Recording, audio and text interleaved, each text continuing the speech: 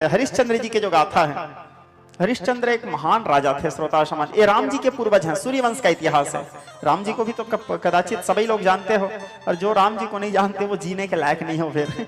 ठीक है, धरती के बोझ हो आप, क्योंकि पुत्रवती जुगती जग सोई रघुपति भगत जासु सुत होई। वही माता धन्य है जिस माता के गर्भ से जन्म लेने वाले संतान के अंदर में राम जी के लिए प्रेम है। जिस व्यक्ति के अंदर में यदि राम जी के लिए प्रेम नहीं है, राम जी के लिए पागलपन नहीं है, वो धरती के बोझ है वो इंसान। फिर मनुष्य रूपणम मृगश्चरन्ति। तो यही राम जी के पूर्वज थे महाराज हरिश्चंद्र, परम सत्यवादी। हरिश्चंद्र की पत्नी का नाम था तारामती, हरिश्चंद्र के बेटा का नाम था रोहित। अयोध्या के राजा थे, बड़े सत्यवादी थे। हरिश्चंद्र अपने जीवन में कभी झूठ नहीं बोले थे।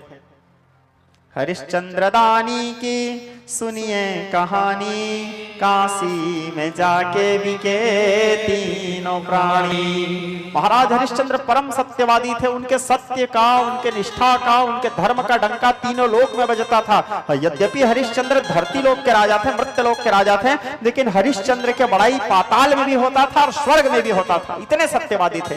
क्योंकि मैं कल ही आप लोगों को बताया था, स्वदेशो पूज्यते राजा गुणी सर्वत्र पूज्यते। गुणवान व्यक्ति के सम्मान सारे संसार में होता है, सारे संसार में उसकी कीर्ति रहता है। आचंद्र हरिश्चंद्र के जीवन का एक ही सिद्धांत था, उदयति यदि भानु पश्चिम दिग्भागे विकसति यदि पद्मं पर्वतानां शिखाग्रे।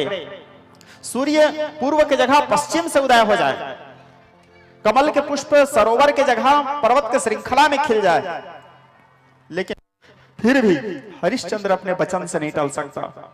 हरिश्चंद्र अपने सत्य से नहीं टल सकता, इतने सत्यवादी थे। एक दिन की बात है, देवराज इंद्र के सभा लगा हुआ था। देवराज इंद्र के सभा का नाम है अमरावतीपुरी सुधर्मा सभा। उस सभा में इंद्र बैठे हुए थे। इंद्र के वो गुरु जी भी बैठे थे, देवगुरु बृहस्पति, और विश्वामित्र जी भी बैठे थे, गुरु महाराज वशिष्ठ भी बैठे थे, सारे ऋषिगण भी थे, सारे देवता यम जम अग्नि सूर्य चंद्र आदि थे। अचानक नारद जी पहुंचे। नारद जी क्या है, घूमते रहते हैं यत्र तत्र सर्वत्र। नारद जी पहुंचे। नारद जी को देख करके सभी देवता लोग बड़े सम्मान किए, नारद जी को प्रणाम किए, क्योंकि नारद जी संत हैं। और संत उदय संतत हितकारी विश्व सुखद जनहिंदु तमारी। संत यदि सहसा पहुंच गए तो हमारा सौभाग्य है कि हमारे यहाँ संत अचानक आ गए। संत उदय संतत हितकारी और बिनु हरि कृपा मिले नहीं। संता तो देवराज इंद्र भी उनका सम्मान किए, अभिवादन किए, और अभिवादन करने के बाद हाथ जोड़ करके इंद्र कहे, मृत्यु लोक का क्या स्थिति है नारद जी, कुछ जानकारी दीजिए। तो नारद जी कहते हैं, स्वर्ग में हो या मर्त्य में, चाहे स्वर्ग लोक हो या मर्त्य लोक हो या पाताल लोक हो, हरिश्चंद्र समो राजा न भूत और न भविष्यति। हरिश्चंद्र के समान राजा ना तो हुए हैं न हो गया। आचंद्र दिवाकर हरिश्चंद्र की कीर्ति की डंका बज रहा है, धर्म के पताका फहर रहा है। हरिश्चंद्र जैसे सत्यवादी, हरिश्चंद्र जैसे न्याय प्रिय राजा, न्यायानुशासित, शौर्य प्रकाशित, धर्म ध्वज रक्षक, धर्म के धुरी को धारण करने वाला, प्रजाओं को अपने बेटा बेटी के समान पालन करने वाले, अपने संतान के समान पालन करने वाले। प्रजाओं के दुख से महाराज हरिश्चंद्र दुखी हो जाते हैं, उसके राज्य में कोई दुखी नहीं। हरिश्चंद्र भी चक्रवर्ती सम्राट थे। जब हरिश्चंद्र जी के इतना बड़ाई किए तो विश्वामित्र जी का छाती जल गया। ईर्ष्या, द्वेष। किस कारण द्वेष? उसको हरिश्चंद्र से कोई प्रॉब्लम नहीं था। इनको विश्वामित्र जी को, विश्वामित्र जी को प्रॉब्लम किन से था? देवगुरु ब्रह्मर्षि वशिष्ठ से। वशिष्ठ से विश्वामित्र जी का नहीं जमता था, क्योंकि विश्वामित्र जी पहले क्षत्रिय थे। विश्वामित्र जी का पहले नाम था विश्वरथ। किसी दिन यदि संयोग बनेगा, या अभी आगामी कथा करंजा भिलाई में राम कथा है, वहां कोशिश करूंगा पूरा केवल विश्वामित्र जी के बारे में आप लोगों को विस्तार से बताने का। यूट्यूब के माध्यम से श्रवण कीजिएगा। तो विश्वामित्र जी पहले विश्वरथ नाम के राजा थे, बड़े कड़क राजा थे। वो भी न्याय प्रिय थे, लेकिन बहुत ज्यादा अनुशासित थे और बहुत कड़क थे। वो मजाक भी नहीं करते थे। पति पत्नी के बीच में स्वाभाविक है विनोद होता है, उसकी पत्नी कभी उनके साथ विनोद कर देती थी तो भड़क जाते थे, इतने कड़क राजा थे। एक दिन चौसर खेल रहे थे विश्वरथ अपने पत्नी के साथ। चौसर खेलते खेलते, चौसर मतलब तो जानते हो, अब खेल में हार जीत तो होता है। विश्वरथ जी हार गए तो उनकी पत्नी हंसते हुए कहती है कि स्वामी आप तो हार गए। विश्वरथ खड़े हो गए गुस्सा से, हम नहीं हार सकते, असंभव। बड़ा विचित्र थे विश्वरथ जी, उनके बताऊंगा आप लोगों को, बड़ा आनंद आएगा विश्वरथ जी के चरित्र। वो राजा से कैसे ऋषि बने, उनके यात्रा को बताऊंगा। तो विश्वरथ समय पा करके द्वेष में ही राज का त्याग कर दिए ऋषि बन गए, ऋषि से महर्षि बने, महर्षि से ब्रह्मर्षि बन गए। वशिष्ठ से जिसे चिढ़ था उनको, वशिष्ठ जी से द्वेष था। वशिष्ठ जी के पास एक गौ थे जिस गौ का नाम था नंदिनी गौ। उस गौ का भी वो मांग किए थे, लेकिन वशिष्ठ जी बोले गौ को नहीं दे सकता भाई, वो तो ब्राह्मण की संपत्ति है, मेरे आश्रम की संपत्ति है। तो आक्रमण करवा दिए। नंदिनी गौ के शरीर से कई, हमको उसका एहसास पता नहीं चलता, मेरा अनुभव है, क्योंकि आज मेरे पास मेरे माता भी नहीं है और मेरे पास आज मेरे पिता भी नहीं है। जब माता और पिता हमसे दूर चले जाते हैं तब हमको एहसास होता है कि माता और पिता का होना जीवन में कितना आवश्यक है।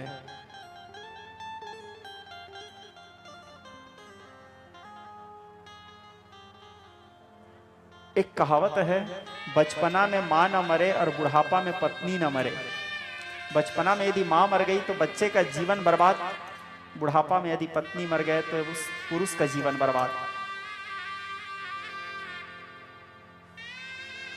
माता पिता का सम्मान करो, क्योंकि यदि माता पिता नहीं रह गए बाद में पछताते रहोगे, अरे मुझे ये करना था, मुझे वो करना था।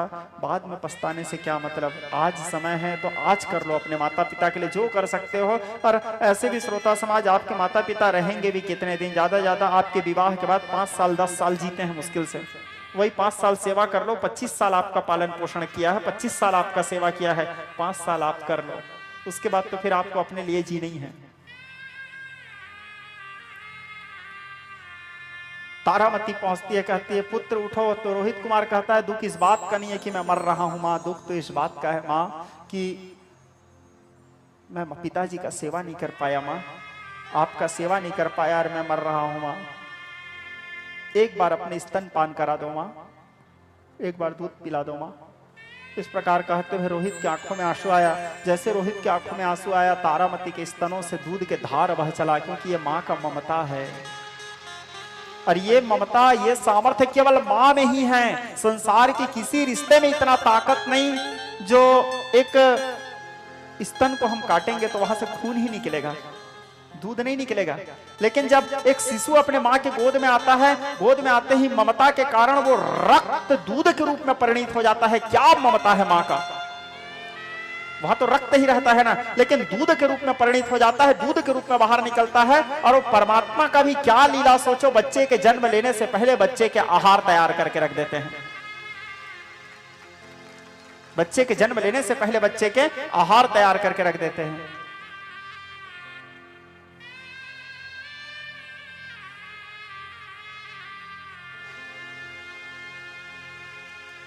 स्तनों से दूध निकलने लगे। रोहित कुमार दूध पिए, पीने के बाद अपने माँ को देखते देखते माँ माँ माँ कहते कहते रोहित का प्राण निकल गया। तारामती चित्कार मार के रोती है, दहाड़ मार के रोती है, बोले पुत्र पुत्र कहते कहते अपने पुत्र के शव को, एक बेबस एक लाचार उस पुत्र के शव को लेकर के रोहित कुमार को लेकर के काशी के मणिकर्णिका घाट पहुंचे। काशी में बहुत से घाट हैं, मणिकर्णिका घाट पहुंचे।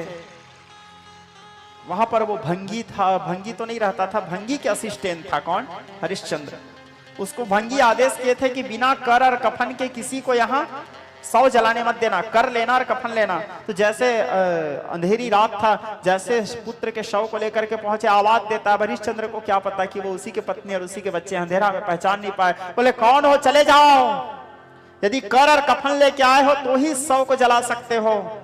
तारामती कहती है एक बेबस महिला, एक बेबस मां के लाचारी को भी नहीं समझ सकते। पुरुष जात का हृदय बहुत कठोर होता है। हरिश्चंद्र कहता है पुरुष जात के हृदय वाली बात नहीं है देवी, स्वामी का आदेश है। अचानक बिजली चमकता है, बिजली चमका तो तारा के मुंह दिखता है। तारा के मुंह देखा तो हरिश्चंद्र कहते हैं तारा। तारामती कहती है हाँ स्वामी, ये हमारा पुत्र रोहित है, इसी के शव को लेके आए हैं स्वामी।